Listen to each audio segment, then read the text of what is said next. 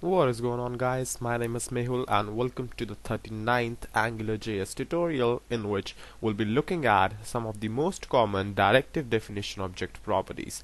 Now hang on there. There's nothing fancy about going on here. The directive definition object, or simply the object, which I prefer to say, is just this thing we are returning in this directive.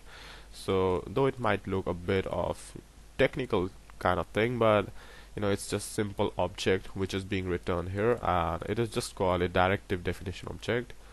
And so yeah, so one property we have already looked at, and that is the template. Now there are a lot of properties as well in here, and I'm just gonna show you some of them right now. So first of all, what this template did is it just created or just filled a directive with some HTML, or you can say the whatever you write, the text here. The next thing we can have, just like we used to have in routers, is the template URL. Now with template URL you can actually supply a file name here, whatever file or whatever you want to load, and it would just fill your directive with that file. Now currently I'm not doing this, I'm not showing you this because I'm running the script on a file protocol, and AJAX requests don't work well with the file protocol, so yeah, so that won't work pretty much. You can see that. So you can try it on your local host or on your own web server if you want to, but that would just work. So the next thing is the restrict property. Now restrict, what it does is, for example, right now if I just comment this out and I just create the template only and just fill it with hello world again, so what happens is that your directive, this directive right here, let's reload, this directive is, you can just add it as an attribute, or you can do it like my first script as an individual separate tag in HTML. So both ways would work. It would work. So you can see that it works with this tag as well, the separate tag with the directive name, and it works with any attribute as an attribute as well. So like that.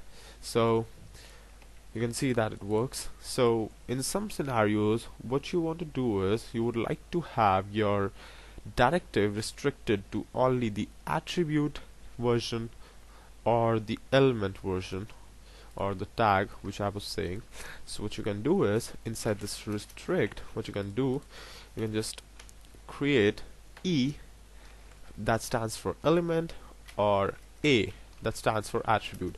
Now I must tell you guys this thing as well, that there are a couple of ways, I guess, more to just load your expression, your directives in your HTML file, and one of them includes the class one, and the other I guess was the comment one. So you can have directive and then all of your code here.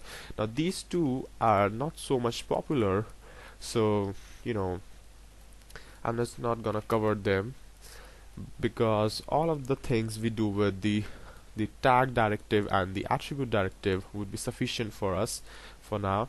So yeah, so about talking about this, what we can do is, if I type restrict this to E and just a comma right here, right, and I'm loading it as an attribute, so you see that we don't get anything because I have restricted it to E.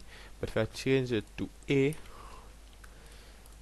and reload, you see I got the text. And if being that on A, I change it to an tag directive and reload, you see that I still get nothing because this is on the A only. And if you want to just allow it for tag or attribute, you can just type EA, and EA means element as well as attribute. But what's the difference between this and this is that with restrict EA you cannot access your directive with the methods which I told you, the couple of methods which included the comment one and the style one.